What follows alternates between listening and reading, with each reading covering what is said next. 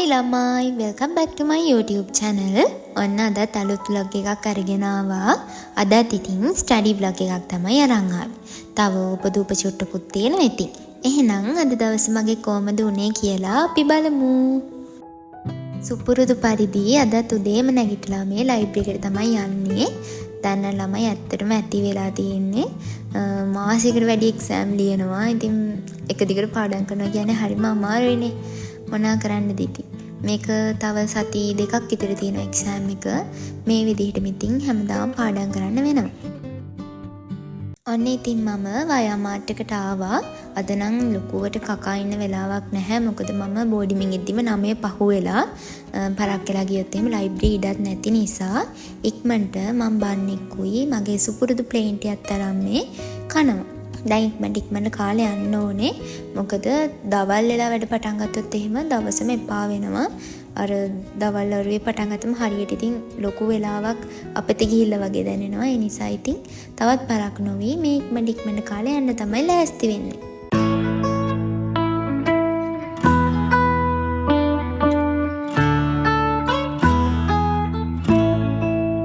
ඔන්න ඉතින් මම තේකත් එක හුස්මට බීලා මේ දුවගෙන ලයිබ්‍රරි එකට යන්නේ.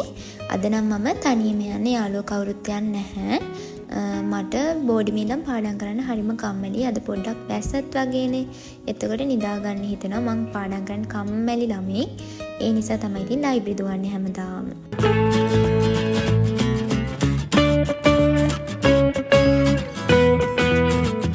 අද වටපිටාව හරිම වැහිබර කාලගුණයක් තමයි තියෙන්නේ. හොඳට මහස කළු කරලා ඔන්න මෙන්න වහින්න වගේ තමයි තියෙන්නේ. ඉතින් මේ වගේ දවසටත් උදෙන්ම හැරලා ලයිබ්‍රරි එනවා කියන්නේ කොච්චර දුකක්ද ළමයි. අනේ මේ වගේ දවසට හොඳට පොරවගෙන නිදා ගන්න තියෙනවා නේද? මං ඉතින් ඉක්මනට ලයිබ්‍රරි එකට ආවා. දැන් ඉතින් බෑග් එකේ තියෙන ඔක්කොම ඕන කරන බඩු ටික අරගෙන ලයිබ්‍රරි එක ඇතුළට යන්න තමයි තියෙන්නේ.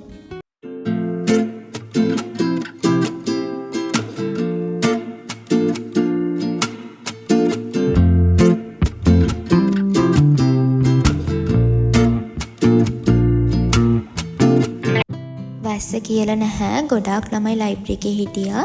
මගේ ඉතින් හැමදාම ඉඳගන්න මගේ සුපුරුදු පුටුවක් නැහැ අද. වෙන තැනක තමයි ඉතින් ඉඳගන්න උනේ. මේ දවස්වල කොහොමත් බෝඩින් වල ළමයි වැඩි පාඩම් කරන්නේ නැහැ වැස්සනේ. එතකොට පාඩම් කරන්න කම්මැලි. ඒ නිසා ඉතින් ගොඩක් අය ලයිබ්‍රරි එකට ඇවිල්ලා තමයි වැඩ කරන්නේ.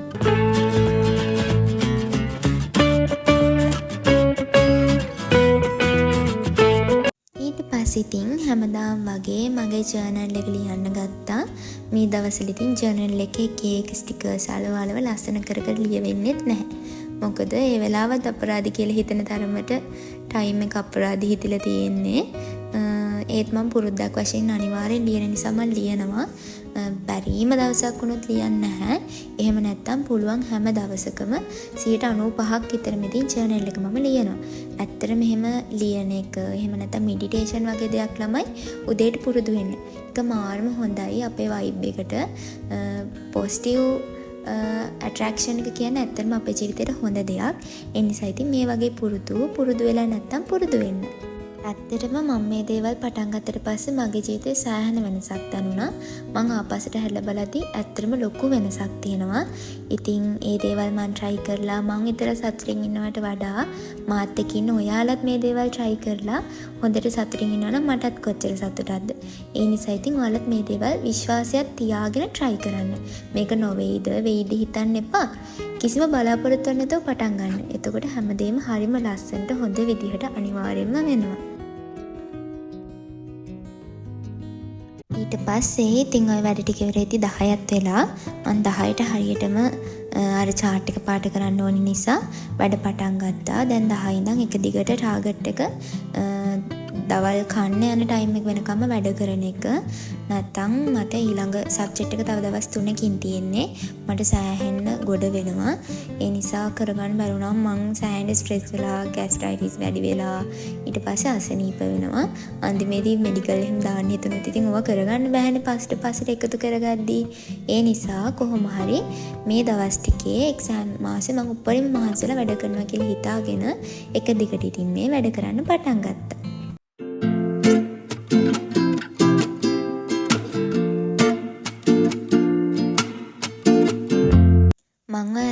කලින් කියලා දුන්න අර කොටු පාට කරන වැඩේ ඇත්තටම හොඳයි කියලා ගොඩාක් අය මට කමෙන්ට් කරලා තිබ්බා. ඇත්තටම මට හරි සතුටුයි. ඉතින් එයාලා කියලා තිබ්බා ආසයි හිතනවා පාඩම් කරන්නක්කේ ඉස්සර කම්මැලිකමේ ඔහේ කිසිම ඉෆෙක්ටිව් නැතිව වැඩ කරපු එක දැන් අර පැයක් එක දිගට කොහොම හරි කරනවා කොටු පාට කරන්න කියලා තිබ්බා. අනේ ඇත්තටම මට හරිම සතුටුයි. ඔයාලා කොහොම මගේ දේවල් බලලා මගේ මොන හරි චූටි දෙයක් හරි ඉගෙනගෙන ඔයාලගේ දේවල් හොඳ විදිහට කරගන්නවා නම් ඉතින් කවුරු හරි කෙනෙක් ඒ මෙතඩ් එක තියෙන vlog එක බැලුවේ නැත්තම් මේකට කලින් දාපු කලින් vlog එක බලන්න. ඒකේ තමයි ඉතින් ඔය මැජික් එක තියෙන්නේ. ඇත්තටම මාත් ඒකට තමයි දැන් වැඩ කරන්නේ පාට කර ආසාවෙන්. එතකොට සෑහෙන වැඩක් වෙනවා. අනික අපිට ලොකු අයිඩියා එකක් යනවා අපි කොච්චර ඉෆෙක්ටිව්ලි වැඩ කරනවද කියලා. අපි දවසම පොත් මේසෙ වාඩි වෙලා හිටියත් වැඩක් නැහැ. හරියට ඉෆෙක්ටිව්ලි වැඩක් වෙලා නැත්තම් දවස අවසානයේ බලද්දි. ඒ නිසා ඔය වගේ ඉතින් ට්‍රික්ස් ටිකක් පාවිච්චි කරලා අපි පාඩම් කරන එක පුළුවන් තරම් ඉෆෙක්ටිව් කරගන්න එක තමයි කරන්න ඕන හොඳම දේ.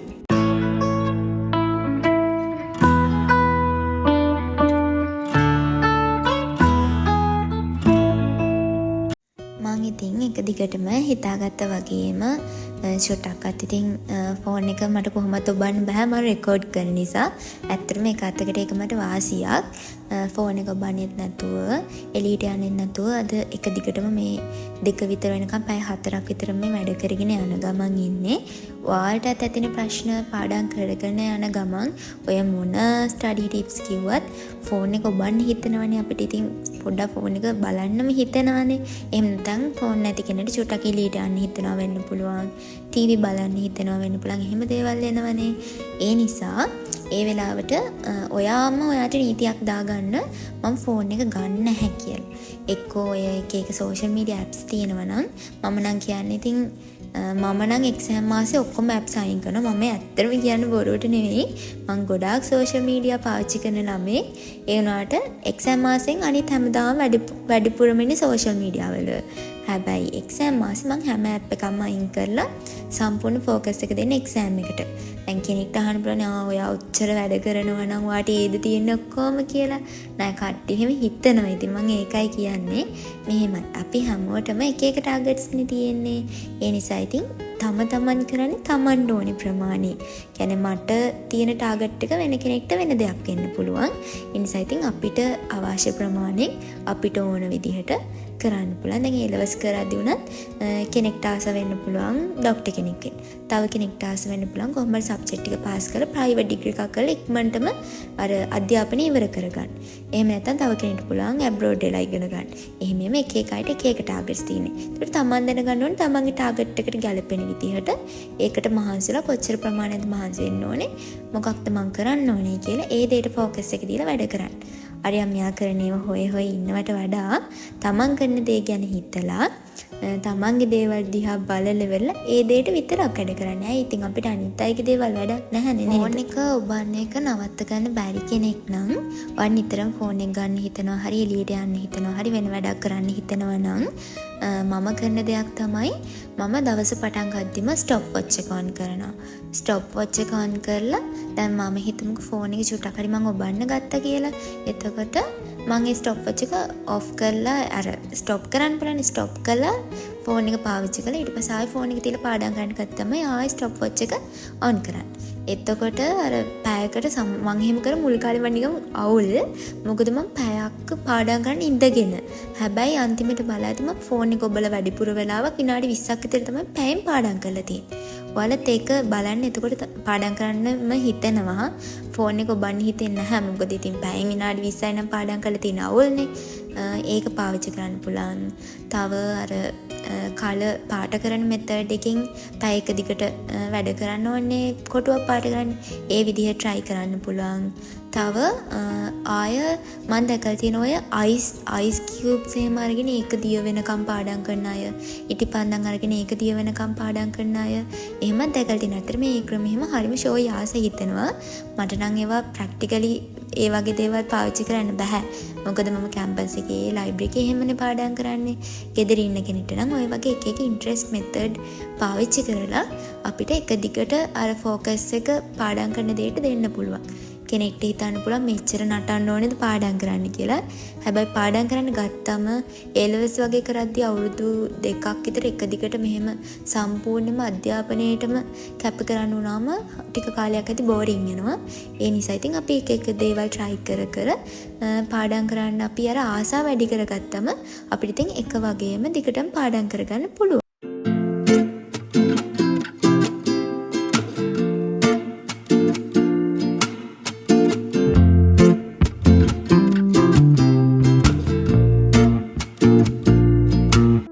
විදිහට මම පැය 4:00ක්ම 2:00 වෙනකම් එක දිගට වැඩ කරා. ඊට පස්සේ මේ කන්න ආවා. කන තැන මුකුත්ම රෙකෝඩ් කරන්න බෑ. අනිත් ෆැකල්ටි ගයිඩ් එක්සෑම් ඉවරයි. ඒ නිසා එයාලා ගොඩක් ළමයි හිටියා.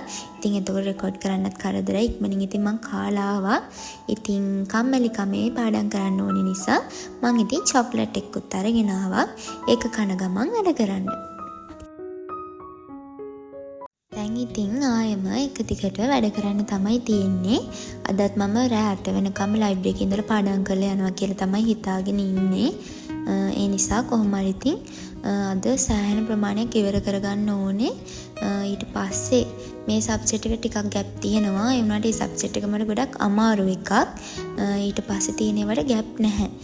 එක ළඟ වගේ සබ්ජෙක්ට් ටික වැටලා තියෙන්නේ. එතකොට ඒවාර දවස් 2කින් වගේ පාඩම් කරලා ඉවර කරන්න බෑ. මේ මොකද මං කලින් මේ සබ්ජෙක්ට් මොකුත්ම බලලා නැහැ. ඇත්තටම කැම්පස් ඉන්න ළමෙක් මේ මගේ බ්ලොග්ස් බලනවා නම් ඔයාලා එහෙම කරන්න එපා. මං එහෙම කරාට අන්තිම කාලේ හිර වෙනවා. අමාරුයි ඉතින්. මටත් මේ පාරේ ටිකක් හොඳ වුණේ සබ්ජෙක්ට් අතර ගොඩක් ගැප් තියෙද්දි මං ඒවයින් දවස් බෙදාගෙන කොහොම හරි ප්ලෑන් කරගෙන කරපු නිසා. එහෙම නැත්තම් හදිසියෙ හරි ගැප් අඩු වුණොත් එක සබ්ජෙක්ට් එකකට දවස් 2ක් වගේ වැඩනොත් ඇත්තටම කරගන්න අමාරුයි. අපේ වගේ ඩිග්‍රී එක ගොඩාක් තියරි බේස් එක වැඩි. එතකොට මතක තියාගන්න ප්‍රමාණය වැඩි අර ගණන් හදනවා වගේ නෙවෙයිනේ. ඒ නිසා දවස් 2කින් 3කින් කරන්න හරිම අමාරුයි. අනික ප්‍රැක්ටිකලුත් ගොඩක් අපිට තියෙනවා. සාමාන්‍යයෙන් අර තියරි වලට හා සමානව. ඒ නිසා කැම්පස් ළමයෙක් නම් කොයිම වෙලාවකවත් මං වගේ අර ස්ටඩි ලීව් දෙනකම් ඉන්න එපා. ඉතින් කලින් ඉඳන් නෝට් ටික පිළිවෙලට හදාගෙන ඊට පස්සේ මොන හරි ටිකක් කරලා වැඩ ටිකක් කරලා තියාගන්න. මං වගේ නරක ළමයෙක් නම් එන්න එපා වුණ.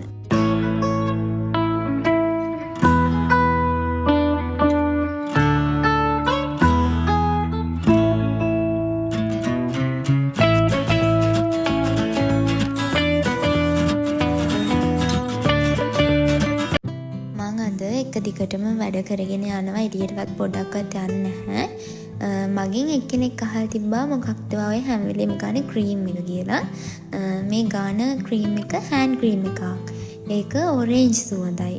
ඇත්තටම මට ඒක ගෑවම අර අපි දවසම ලයිබ්‍රරි එකේ ඉන්නවනේ. මට හරිම අර ෆ්‍රෙෂ් ගතියක් දැනෙනවා. ඒ නිසා තමයි ඉතින් මම ওই දවසට 4-5 සැරයක්ම සැරෙන් සැරේට ඔක අරගෙන ගාන්නේ. අනික චුට්ටක් මට අර නිකන් ඒක අර ස්ට්‍රෙස් රිලීස් වෙන ඔය ඒ වගේ ෆ්‍රේග්‍රන්ට් එකක් එකකින් එන්නේ. ඒ නිසා ඉතින් මම එකට හරිම ආසයි.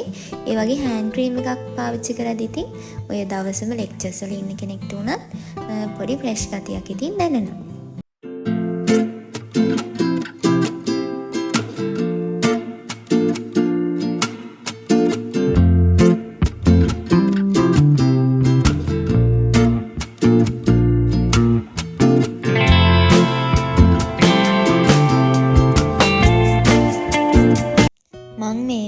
දවල් කෑවට පස්සේ එක දිගටම පැය 4ක් වැඩ කරා. දැන් වෙලාව 7ට විතර ඇති.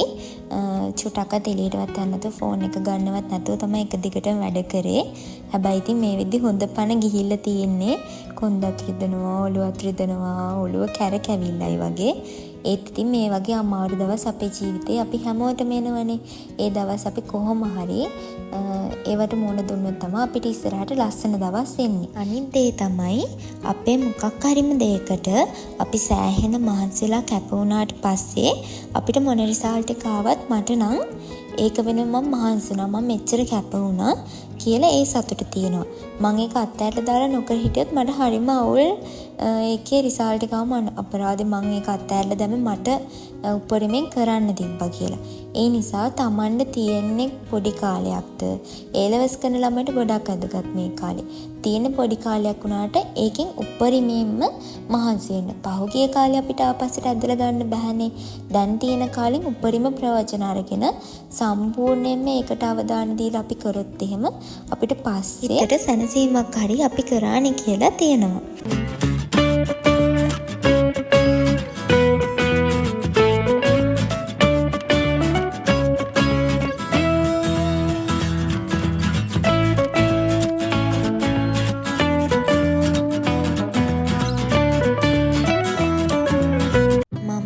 දිගටම රෑ 8 වෙනකම්ම වැඩ කරා.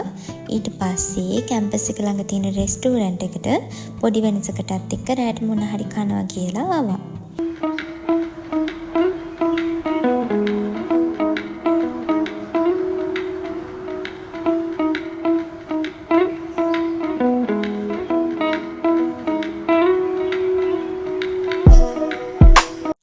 ඊට පස්සේ මම රෑ වෙන්න කලින් බෝඩිමට ආවා.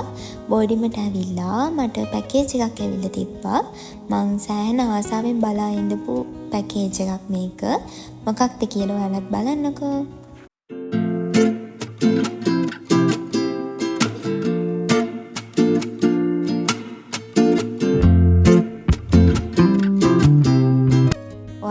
දැකලා ඇති TikTok එකේ එහෙම සෑහෙනම වයිරල් මේ ඊස්තටික් ටයිප් එකට තියෙන ස්ටැචුස් එක එක ජාති දේවල් තියෙනවා.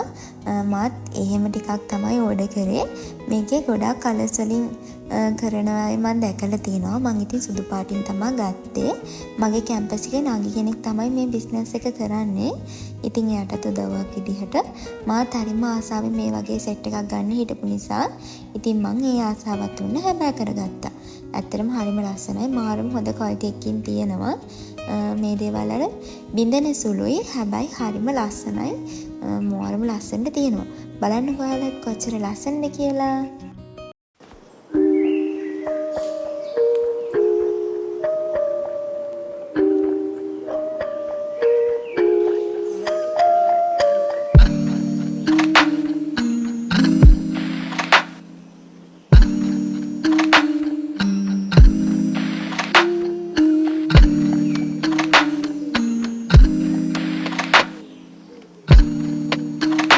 ඉතින් ඔන්න ඔය විදිහට අද මගේ දවස ඉවර වුණා.